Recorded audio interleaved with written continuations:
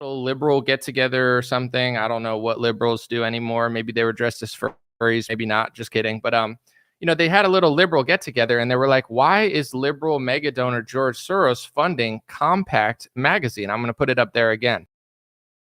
This report recently broke like a couple days ago. So they, like I said, liberal get together, and all the liberals were stunned to realize that their liberal donor darling was funding Compact magazine, which on the front is a Republican conservative organization. So let's get into Chris Rufo, who just recently wrote an article for Compact magazine smearing Candace Owens as an anti-Semite. Isn't it interesting how, not going to say who, because it's just this mysterious, thing that you just can't, label. But both sides are being funded. And then the Republicans, the fake opposition Republicans, will be like, oh, the left, he's doing the left, while they're writing for organizations funded by the person they claim to be against, because they have a commonality with that person, which is quashing hate speech. The fake opposition right is actually pro hate speech. They just can't tell you that, because then their career's over. If they sat and told you, we actually agree with calling people hateful and them getting canceled, but then we're going to act like we're shocked, even though we kind of got them canceled, and we're calling for them to get canceled, but then when they get canceled, we're not again. Like, they have to play this game of like, we believe in free speech and discord and discourse, and it's like, all right, bro. Anyway, Chris Rufo is, he calls himself leading the fight against the left-wing ideological regime. Wow, that's so cool. I guess he was some sort of documentary filmmaker. I know he works with DeSantis in some ways. He worked for the Claremont Institute, the Heritage Foundation, the Foundation Against Intolerance and Racism. He's a right-wing media darling. He's like fighting the left and the radical kid thing they're doing. Cool. Awesome. Good for you. So he's also writing for Compact magazine, which we found out this week is funded by George Soros. And let's see the article that he's doing, Against Radicalism, Left and Right, by Christopher Rufo. So he writes for the Soros-funded magazine, according to Vanity Fair. Let's see what he's writing about this week while Candace Owens is getting banned from Australia. Whoa, what do you know? He's calling Candace Owens an anti-Semite. After talking about Kanye West, he writes in his Soros-funded magazine, or Candace Owens, who, although always controversial, once understood where the lines lay. What does he mean by that? He's like, Candace Owens once understood where the lines were, and then she crossed the line. I know what the line is. Pick me, teacher. Hold on, let me get a sip of my coffee, because I don't get to really drink that much. I'm talking, I'm working, I'm planning. Call on me. What's the line of conservative media? I know. It's Zionism, because most, I would say over 90% of conservative media, I don't care about their foreign policy or the fact that they love Israel. Awesome. I love all the countries of the world. But when you prioritize a foreign country and foreign speech laws and a group of people that, is not your nation, then, and you prioritize that over your nation, then you start to see a lot of weird stuff going on. So I realized years ago, 2019, I don't want to get into it. I probably bored my audience at this point, but I realized that that's what Republican media is. So when he talks about the line, everybody knows the line. You have to just tap dance. You have to tap dance on the line and be like, look, the left is bad. But once you figure out when the left is working with the right, you're supposed to close your mouth. Unless, of course, it's like Paul Ryan or Dick Cheney. These are obvious things. You have to say NeoCon, not Zionist, although they basically mean the same thing. These are the games that they play. So I just want to kind of show you that to paint the picture, and maybe I'll play something else. But, when, and I want to relate this to myself, not to be selfish, but this happened to me as well. And I know the game that they're doing. So when I interviewed Vivek Ramaswamy, right, you have to understand, I have a lot of views, a lot of followers. I kind of fly under the radar because I'm not somebody that, like, I don't go to donor meetings. I don't go to events a lot unless I'm invited and I like the person. So I've successfully done well for myself and flown under the radar kind of purposely, because I'm not an attention whore. I don't want to be a politician like 90% of news hosts. So I'm content with what I'm doing. As long as I'm getting the results and people like it and it's effective, I don't need extra attention. I'm not trying to be Russell Brand, or you get what I'm saying? That seems a little stressful to me, but I never really had major media coverage until I interviewed Vivek Ramaswamy. And instantly there was this massive media push. It was like almost they had it archived, right? Anomaly is an anti-Semitic YouTube channel. That's what they were calling me. Even though I just interviewed with Roseanne. I just slept over at her family's house. Not with people are going to make that weird, but it's like I'm friends with their family. They have an extra room, whatever. But in general, it's like they're trying to paint it as if my entire career, right? I have no articles about hip hop artists, news guy, Trump, COVID, whatever. It's like anti-Semitic YouTube channel. And it wasn't started by the left-wing media. It wasn't started by CNN. It was started by a Republican Zionist media publication. So it was planted, and then it ended up in Israeli news. It ended up in left-wing news, right-wing news. They planted a hit piece on me to call me an anti-Semitic YouTube channel and an anti-Semite. Are my feelings hurt by that? A little bit, but at the same time, I know what they're doing. They're trying to get me banned from foreign countries. They're trying to get me banned from YouTube. They're trying to get Jewish people and Jewish groups and Zionist groups to hate me and to threaten me. And I'm not going to cry because everybody has their First Amendment and everything's not like an attack just because they talk about you. But by labeling me that way, when I talk about other people, I don't use an ism. Like, imagine if they were passing racist speech laws and then somebody's getting banned from a country from being a racist and I'm calling them a racist. Like, when I talk about other people, I'm not using words that are going to get them banned from multiple countries. I'm not labeling them. I'm just speaking normally. I'm like, I disagree with this. I don't use isms because they're almost all, Dennis Prager will tell you about them in a second, but they're almost all basically invented to quash dissent and discussion and just place one side as the moral high ground without having to even defend their ideas and talk about it. So in general, that's why I got so annoyed when they smeared me, because it wasn't left-wing media. It was fake opposition, Zionist first Republican media, which is controlled opposition, not because of their foreign policy, but because of how they literally operate and the systemic games that they play in right-wing media. It's completely controlled. And, that's what they do. So when Chris Rufo writes this article for a Soros-funded magazine, we're finding out, do you think he doesn't know that there's anti-Semitism laws that will get you jailed in multiple countries? They always talk about communism and Bolsheviks and socialism. Well, what about the socialist Bolshevik style laws that are in Australia, that are in Germany right now? I think there's 17 countries that you can go to prison for anti-Semitism, not an action, a thought, or a speech crime. A speech crime and thought crimes exist all over the world. And one of the most prominent speech and thought crime in the Western world is anti-Semitism. It's questioning history. It's talking about groups that you notice doing things orchestratedly, like the World Jewish Congress. It's a world Jewish organization, but if you say Jewish people work on a global scale to benefit themselves, then that's anti-Semitism, even though it's literally factual and on 50 different websites of organizations. But you're not allowed to say it because that's the West. The West is under these Bolshevik-style speech laws, and everybody knows that. Prager knows that.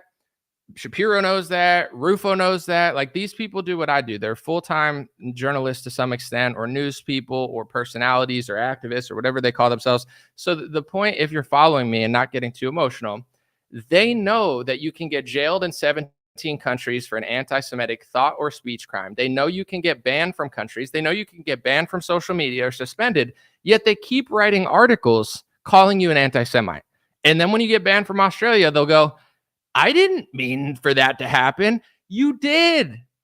Chris Rufo wrote in a Soros-funded magazine, according to Vanity Fair, a Soros-funded magazine, a Republican, writing in a Soros-funded magazine, smearing everybody as anti-Semites, yet never mentioning there that Trump and DeSantis and Nikki Haley and Sarah Huckabee Sanders and Democrats and Biden and Kamala, they're all passing IHRA, anti-Semitism speech rules into America. The same European speech rules that everybody cries about, whether it's Muslims or black people or whatever. I'm against speech rules. People should be able to talk about race or religion, white, black, Asian, Jewish, Mexican. I don't care. Everything's not racist and sexist and anti-Semitic. Some things are true and some things are not. So we have to have discussions to figure it out. But if everything's racist and anti-Semitic, then we're just a conquered country and we're just like Europe and Australia. So as Australia bans people, as Australia jails people, as Europe bans people, as Europe jails people, the Republican Party, funded by Zionist donors. Okay, this is why they call me an anti-Semite, because I realized that mega Israeli, Zionist, American, Jewish donors, that's just what they are are giving Trump and the Republican Party hundreds of millions of dollars. And as soon as they give him the money, he does things for Israel. And one of those is the speech law and speech rules, the IHRA speech rules, which somehow are being passed into most European countries, America, Australia, etc. So if you notice that they're doing that, then they start smearing you aggressively to kick you out of their circle. So people got to figure this stuff out because everything we complain about when it comes to Europe and UK, oh, they can't say this. The police show up at their house. They can't say this. They don't have the First Amendment.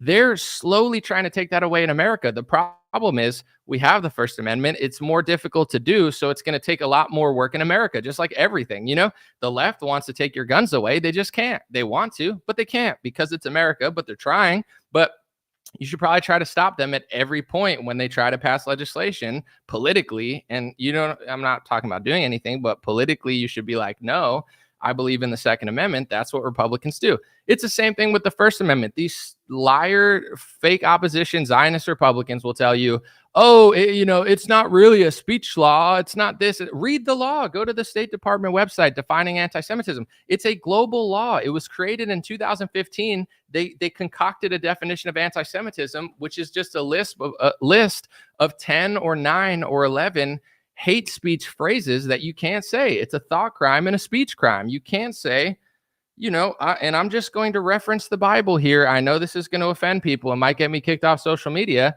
but the Bible references twice in Revelation the synagogue of Satan.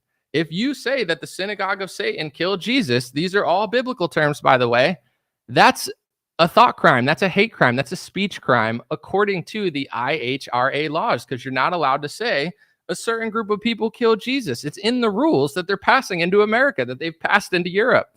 And it's people like Chris Rufo, people like Seth Dillon, people like Ben Shapiro, Matt Walsh plays stupid. He's the useful idiot that just toes the line for the Daily Wire. It's people like this that act dumb like it's not happening. So just remember, when they write articles like Chris Rufo did, and they're calling you an anti-Semite, here's all I ask, right? If you're a journalist and you're going to accuse somebody of hate speech, first of all, you're a pussy, because it's like, oh, that's like me being like, Chris Rufo's a racism and race. Just say what you mean, bro. Tell the exact part that you disagree with Candace and say she's wrong about this part of history. She's wrong about what she says here. They never seem to be able to do that. So they just cry ism because that's all they could do. But in general, it's like they'll write this huge article crying about an isms,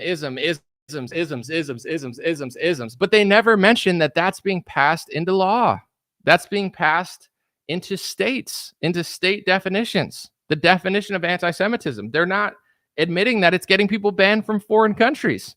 These people are just as bad, if not worse, than liberals during the vaccine pandemic, where like people would be like, yeah, I'm getting vaccinated and I'm going to go to the event, but like, I'm totally with you. But like, I'm against mandates. I'm just going to play along to the mandate. It's like, well, then you're not really against mandates. If you're doing what they're telling you to do, you're following the laws, you're showing a certification of vaccination, then you're not against them. You are the exact type of person that's going to get your friend who's not vaccinated banned permanently from traveling. Luckily, the whole thing fell apart because of the booster shots and most people stopped wanting to get them. But if everybody wanted to get the booster shots for the next 20 years, we'd still be living under authoritarian, like big pharma rule.